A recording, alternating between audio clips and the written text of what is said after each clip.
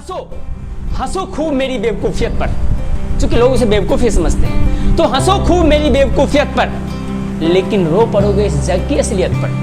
हंसो खूब मेरी बेवकूफियत पर, लेकिन रो पड़ोगे इस जग की असलियत पर। ये जो वादे सपना भरोसा उम्मीद है ना, ये जो वादे सपना भरोसा उम्मीद है ना, इन सब को आजमा रखा है मैंने, इसीलिए अलग दुनिया बसा रखा है।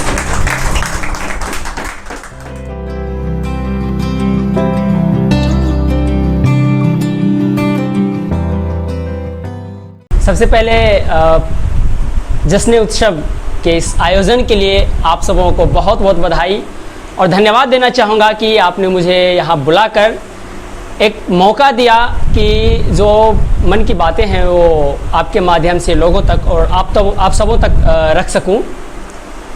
तो सबसे पहले बहुत बहुत बधाई और यहाँ उपस्थित तमाम साहित्य प्रेमियों का बहुत बहुत स्वागत है।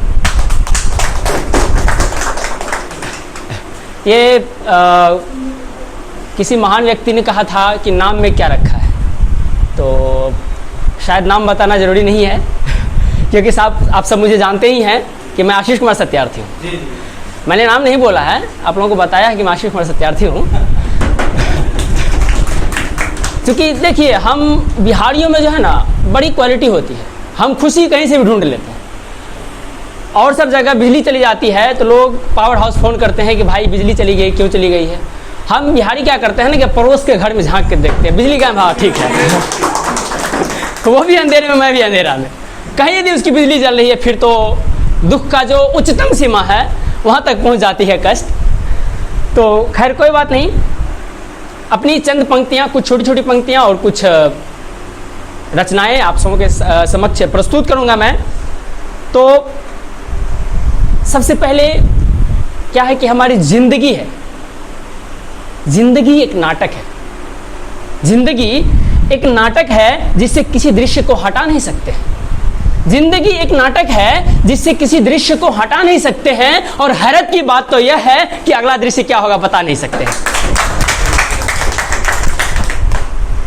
एक और छोटी सी रचना इस कोरोना महामारी के दौर में आशिकों के लिए खास करके, कि करते थे कभी इजहार इश्क, करते थे कभी इजहार इश्क उलझे जुल्फों को सुलझाकर, करते थे कभी इजहार इश्क उलझे जुल्फों को सुलझाकर।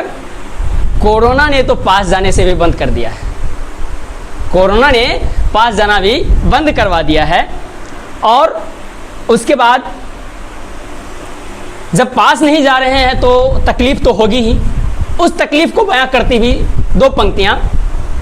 सूख गए हैं मेरे आंसू जज्बात के हालात से, सूख गए हैं मेरे आंसू जज्बात के हालात से, भर जाता है कोरा कागज दर्द भरे एहसास से।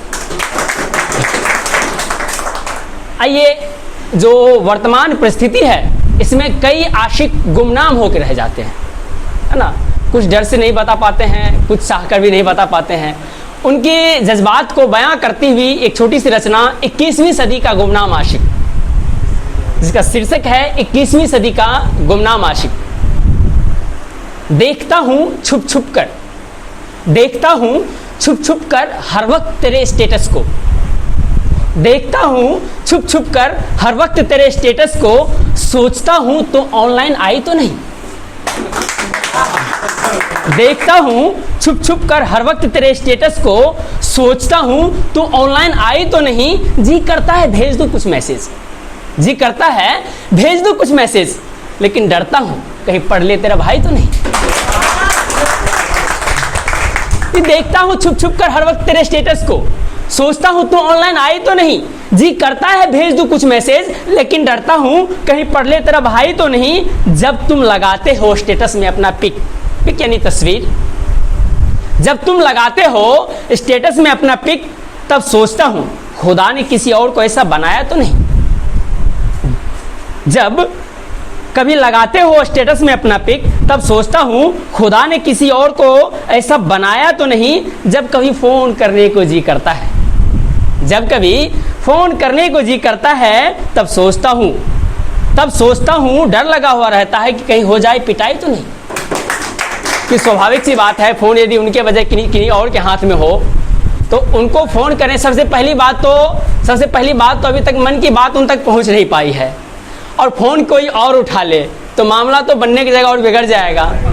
तो इसीलिए मैंने लिखा है कि जब कभी फ़ोन करने को जी करता है तब डर लगता है कि कहीं हो जाए पिटाई तो नहीं, और आती है यूं हिचकियाँ जब झट ऑनलाइन आता हूँ, सोचता हूँ तो ऑनलाइन बुलाई तो नहीं। आती है यूं हिचकियाँ जब झट ऑनलाइन आता हूँ, सोचता हूँ तो ऑनलाइन बुलाई तो नहीं। और जब तुम ऑनलाइन रहकर भी रिप्लाई नहीं देते हो, तब मायूस हो जाता हूँ, कहीं तू हो गई पढ़ाई तो नहीं।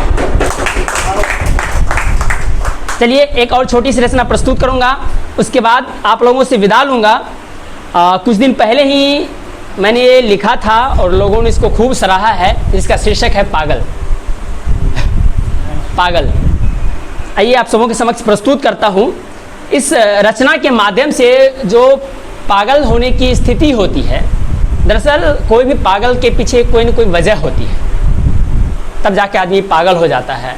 और उनकी भी एक मनोवृत्ति होती है। दरअसल वो पागल नहीं होता है, उनकी एक अलग दुनिया होती है, वो अलग दुनिया में जी रहा होता है, वो हमारे दुनिया से नहीं मिलता है, इसीलिए हम सोचते हैं कि वो पागल है।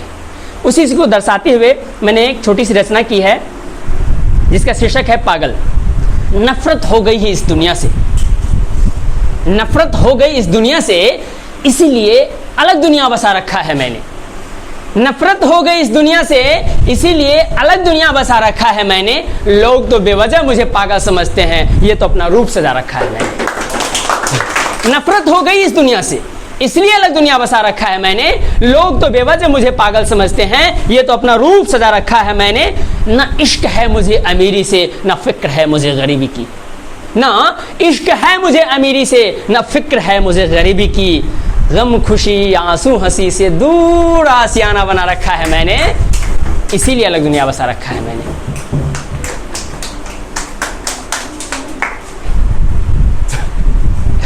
इसीलिए अलग दुनिया बसा रखा है मैंने। दरअसल जो पागल होते हैं ना, उनको खुश होने के लिए और दुखी होने के लिए कोई वजह की जरूरत नहीं होती है।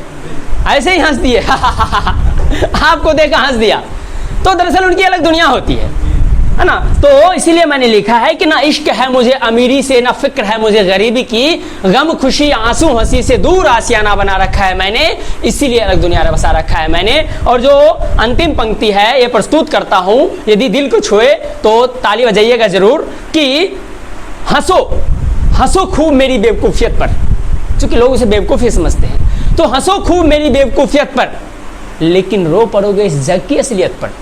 हंसो खूब मेरी बेवकूफियत पर, लेकिन रो पड़ोगे इस जग की असलियत पर। ये जो वादे सपना भरोसा उम्मीद है ना, ये जो वादे सपना भरोसा उम्मीद है ना, इन सब को आजमा रखा है मैंने, इसलिए अलग दुनिया बसा रखा है।